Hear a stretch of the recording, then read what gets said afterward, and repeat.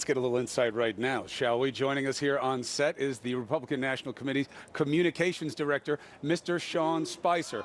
Good day to have the job, Sean. This is one, huh? But we got a beautiful setting here and a great venue for a debate. And I expect another great night. And this is our 10th of the cycle.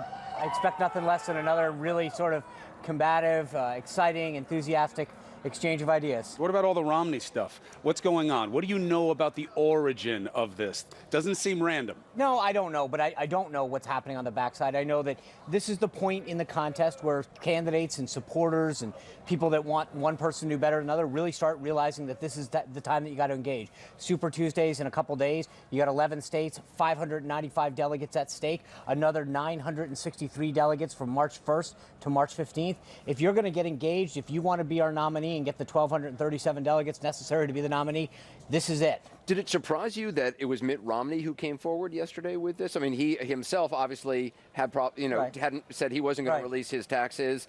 Came under great fire from then candidate Obama about that. Yeah, I mean, look, Governor Romney's not been real active so far in picking a side, so it was somewhat of a surprise that he chose now to get engaged.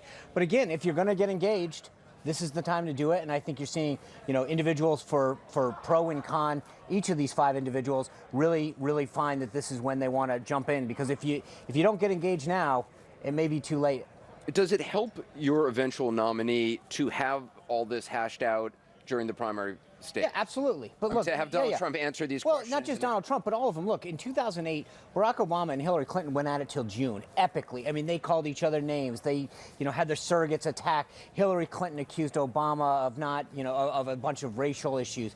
And at the end of the day, the intensity and the enthusiasm that was on that side worked out for them. It propelled them to victory. The McCain side, and it made them better candidates. It made them better candidates. They were battle tested. But at the same time, you look at what happened to McCain. He was out there really struggling to get attention because you had this two-person epic battle going on. On our side, look, this is an exchange of ideas. We've been out of the White House for 8 years. Our side knows what's at stake, not just after being dormant for 8 years, but knowing that Hillary Clinton or Bernie Sanders would take this country in the wrong direction. We're fired up. It does seem interesting that, some people have said that Donald Trump has not really faced that sort. He's faced critical interviews or tough interviews from media, but has not faced that kind of barrage of attacks from another candidate. That Rubio and Cruz have essentially been focused on each other. Well, look, you've seen the money that's been spent against him, the interviews. He's talked to you guys countless times. He's talked to every other network. So, it's far be it for me to judge what's tough or not, but you can't say that any of our candidates haven't had the exposure necessary to head into a general election without being tested. Certainly been offered the exposure. So if that's the story on Romney, that this is the time to get involved if you want to be pivotal, and I guess the only other Shakespearean phrase that applies to him is, has he eaten on the insane route? Because taking Trump on Twitter is one of the more perilous things to do. Shakespeare. Yeah, how about that? I saw it written on your hand.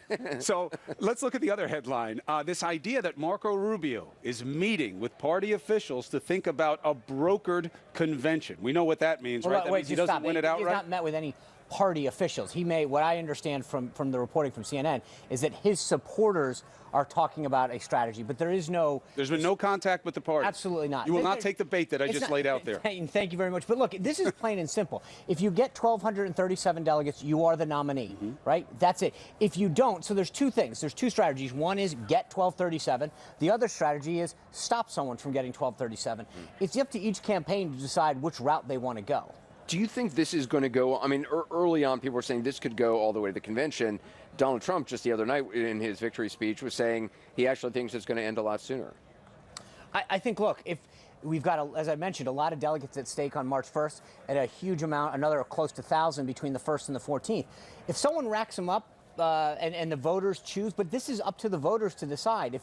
If one candidate is able to rack them up early, then yeah, they will be the nominee. But if the voters decide that they want to split that vote or give someone another lead or slow the process down, then that's what's going to happen. What's unique about this cycle is that more voters in more states are participating in this process than ever before. That's what's different. So it used to be that you'd come out of the early states, Iowa, New Hampshire, South Carolina, Nevada, and then Florida and another state, and you'd go through the South a little. We've got 11 states on March 1st. And then you've got another few on the 5th and another few on March 8th. And then you go to winner take all. We've got Ohio and Florida on the 15th. There's a lot of delegates available in a very, a 14, 15-day window. That really has the ability to change this field and shake it up real quick. quick. You've got a leader right now that's leading with 60 or 70 delegates. In Texas alone, you have 155 delegates. In Florida, you have 99 delegates at stake. We're real early. 6% of the delegates were selected in February. 60% are going to be selected in March. We've got to keep some perspective as to where we are in the cycle. We got to take a short break. We're